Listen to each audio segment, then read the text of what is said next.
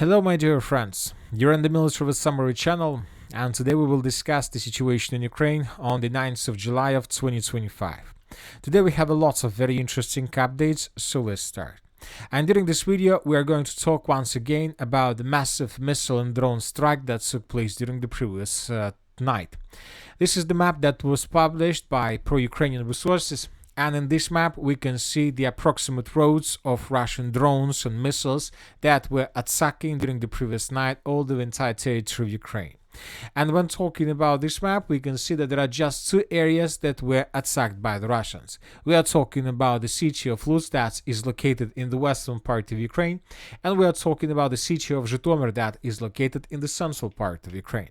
Once again, according to the Minister of Defense of Ukraine, the Russians used 741 drone and missile altogether. So the biggest number since the beginning of the special military operation.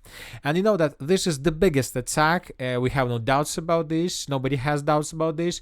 But the problem is that at the same time, this is the most secret attack that was carried out by the Russians.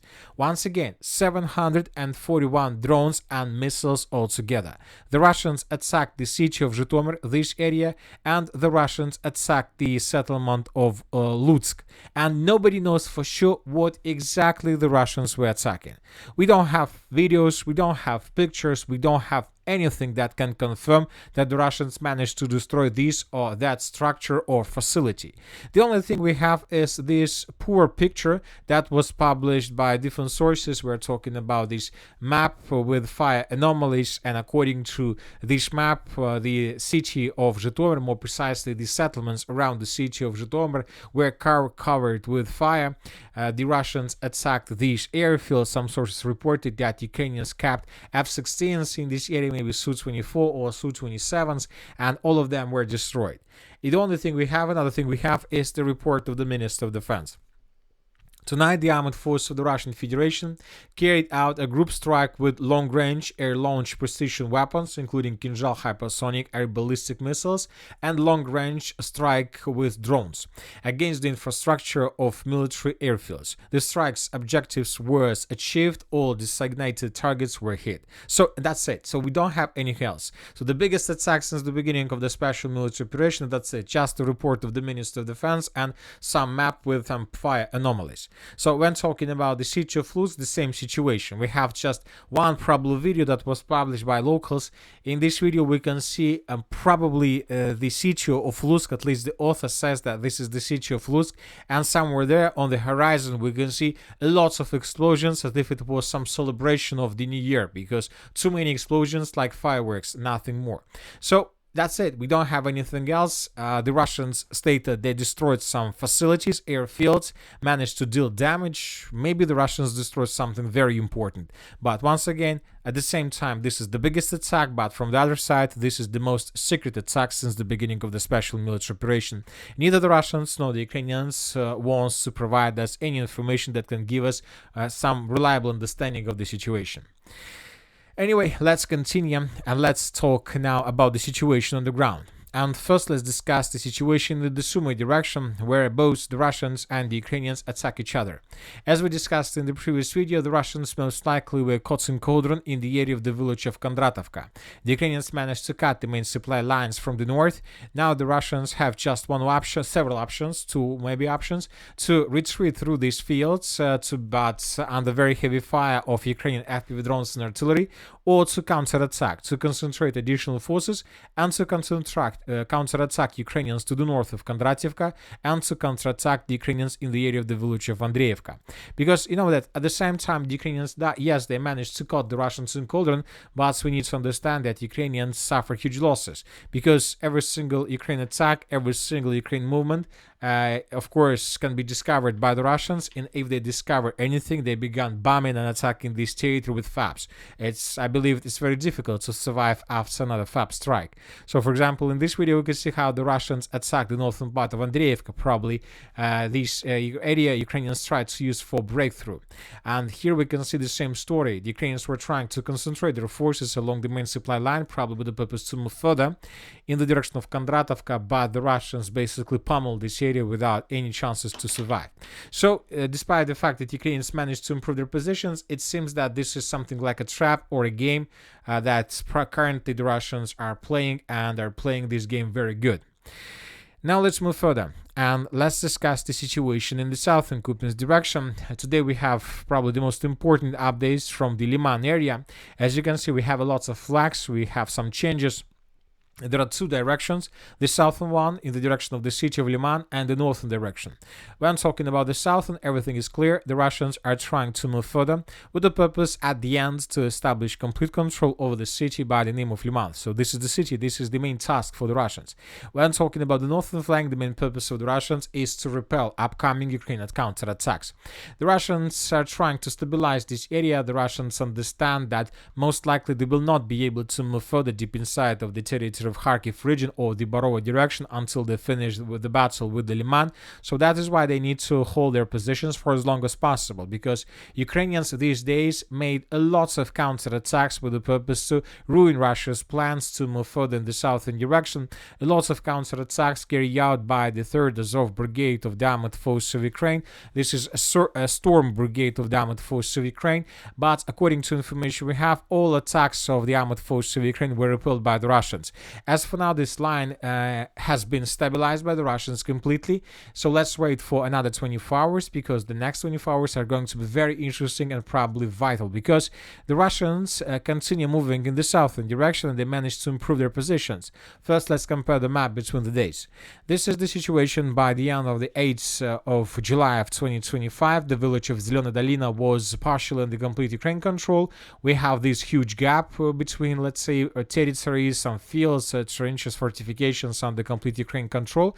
But this picture by the end of the 9th of July has been changed significantly. First of all, the village of Zelena Dolina was taken by the Russians, and the most important thing is that this information was confirmed not just for Russian resources or not by neutral mappers. This information was provided by the most important pro-Ukrainian resources, which means that most likely the village of Zelena Dolina indeed was taken and secured by the Russians. So currently, the Russians have no barriers to move further in the southwestern direction, and the next task of the Russians is to attack the settlement of Shandrigolova from the northeast, and not just from the northeast. Now the Russians have all chances to attack this territory also from the north, from the settlement of Karpovka, because as you can see, according to information, according to the pro-Ukrainian resources, the Russians managed to improve their positions here as well. So first of all, most likely the Russians will try to eliminate this pocket between villages, fortifications and fields, and after the Russians eliminate this pocket, the Russians will continue moving further. As for the village of Shandrigolova, currently I have some doubts whether the Ukrainians are able to hold their positions for a very long period of time. The problem is that there is a river to the west, and there is a river to the south, the same river of Nitrius. We have bridges to the south and to the west, and we have no barriers to the northeast. Exactly, we have no barriers from the direction that the Russians are going to use for offensive, which means that the Russians will have no problems with logistics. At the same time, Ukrainians will suffer huge problems to get forces from Ukrainian bank of the river of Nitrius to the settlement itself. So we believe and we expect that the village of Shandrigolova could be taken by the Russians probably within 1 or 2 weeks, and this is maximum that Ukrainians most likely will be able to hold their positions. And after the fall of Shandrigolova, the Russians most likely will finish the battle for the settlement of Kolodzy, and after the Russians finish the battle for Kolodzy and Shandrigolova, the battle of Lyman will begin. Now let's move further and let's talk about the Constantinovka direction. During the previous 24 hours, the most interesting updates are coming from the Kliban-Byksky pocket. The Russians developed their offensive operation very fast in May and the first half of June, but from the second half of June, the Russians for some reason stopped or slowed down. Maybe this is connected, first of all, with fierce clashes on the territory of Yablunovka, Alexandra, Kalinova. Maybe the Ukrainians are bringing more and more forces with the purpose to stabilize the situation, and the Russians can't. Basically, they don't have enough of forces, or they don't have enough of time or manpower or firepower to destroy all these upcoming reinforcements and reserves, so which allows the Ukrainians to stabilize the situation, or at least to give us the understanding or to show us that the picture was stabilized, but at the same time they suffered losses. Anyway, today probably this is the second time since the beginning of this huge pause when the Russians managed to improve their positions. Yesterday, the Russians managed to adjust the map or change this front line first time. So this is, for example, the situation by the end of the 7th of July, and this is approximately the moment when the Russians launched their final and major offensive with the purpose to take Yablunovka, Alexandra Kalinova under complete control. So by the end of the 8th of July, the Russians secured completely the western part. This information was confirmed by pro-Ukrainian resources, and by the end of the 9th of July, the Russians improved their positions to the south by taking under control several tree lines and fortifications in the fields. So the news around Yablunovka, Alexandra Kalinova pocket is tightening, and the Russians are getting closer and closer to finish the battle for this area. As for the eastern flank of the Klebanburgsky pockets, there are very heavy clashes. The Russians are trying to secure this stronghold along TO 516 road. The Russians managed to improve their positions a bit. Ukrainians counterattack Russians that were attacking this area. So we see that the Russians just in 10 meters to begin battle for this stronghold. If Russians take this stronghold under complete control, Ukrainians will start suffering huge losses and problems with their logistic, because they will have just one road. 0522 will remain for them, and obviously this is not enough to support and to supply the contingent along the river of Krivoy Tarets and along the railways between the city of New York and the settlement of Constantinovka. We are talking about this pocket. The Russians established complete FPV drone control with this territory a long time ago, so they destroy everything they see, supply, support. Ukrainians still have possibilities, by the way, to bring some food, probably cigarettes, bullets with these drones, but the Russians, as you can see, control the sky. They have complete superiority, which means that logistic is not so good for Ukrainians in this area. Now let's move further. As for the M32 and the settlement of Novoekonomichne, I would like to remind you that 4 days ago the Russians began their offensive, and since that moment we haven't received almost anything. It seems that the Russians entered something like a black hole and disappeared. We are waiting for additional updates. It is very important to understand what is the status of the settlement and Nikolaevka, because everything depends on this. Everything depends on the battle of Novoekonomichne and Nikolaevka, because everybody in the world understands if Russians establish control with this territory, I believe we can start counting days before the city of Pokrovsk and Mirnogorod falls in Russian hands as well. So that is why it is very important for Ukrainians to hold this territory for as long as possible, and probably not just for as long as possible, but to hold this area and not to fall back. But we believe that the Russians use significant pressure. They're using all types of calibers they have, and obviously it's going to be a very difficult defensive operation for the Ukrainians. As for the South Donetsk direction and the Dnipropetrovsk direction, the most important update is coming from the settlement of Taltoy. Today, the Russian sources of the Group of Forces East published this video, and in this video we can see how Russians, as a result of offensive operation that took place probably 3 or 4 days for the Russians, managed to establish complete control over the settlement by the name of Taltoy. In this video we could see how exactly the battle of these villages was taking place.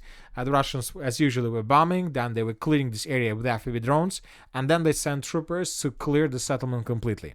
So in the final part of this video we can see, as usually, several episodes when probably several Russian soldiers raised Russian flags in different parts of the settlement. So based on this video, most of the mappers adjusted their maps and colored the village of Taltoy completely under Russian control. So let's compare the map between the dates. This is the situation by the end of the 8th of July. The Ukrainians, I would like to remind you, tried to counterattack the Russians with the purpose to restore control over the settlement. They sent lots of vehicles, tanks, heavy vehicles, armored vehicles with the purpose to restore control over the village, but the Russians repelled this attack and forced the Ukrainians to fall back. And today the Russians finished the battle for the village itself. The sources are saying that the Russians decided not to stop, decided to move further, and the sources reported that currently the Russians are about to answer the villages of Zeleny Gai to the north of Taltoy and the village of Novokhtarske.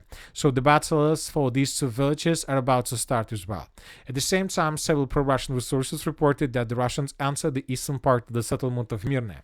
The pro-Russian resources reported that by the end of the 9th of July, the Russians have established control for more than probably 30% of the settlement, and we expect that this upcoming night, between the 9th and 10th of July, the Ukrainians are going to abandon their positions and secure the settlements along these three lines further in the western directions towards the mainland.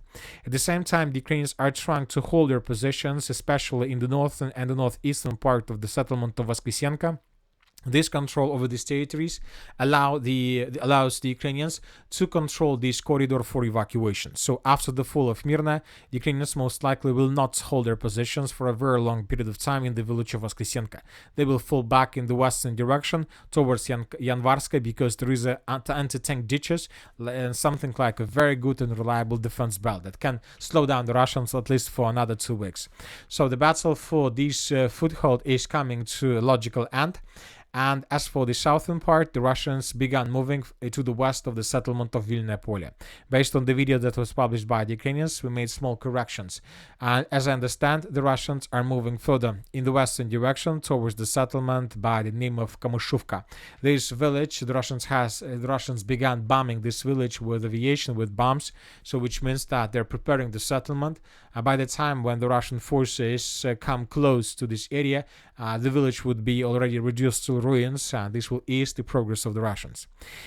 In the Zaporozhye direction, the Russians, according to neutral mappers, finished the battle of Malinovka. The village was secured completely, and the most important is that after the fall of this village, the Russians decided not to move in the northern directions towards the settlement of Poltavka, but the Russians, according to these changes, currently are moving in the western direction towards the villages of Zeleny Gai, Veselo, and Chervone. So it seems that the Russians are going to secure this territory before, and this will allow them to cut several supply lines, very important ones, and to semi-encircle the settlement of Gulaya Pole, which will allow the Russians in the future to attack the village from the south, from the southeast, and of course from the east. At the same time, the Russians most likely will attack along the railways in the direction of Zaleznichne with the purpose to cut the support. So the Battle of Gulaya Pole can start very soon, by the way. As for the Zaporozhye direction, the most important updates are coming from the settlement of Kamenskaya.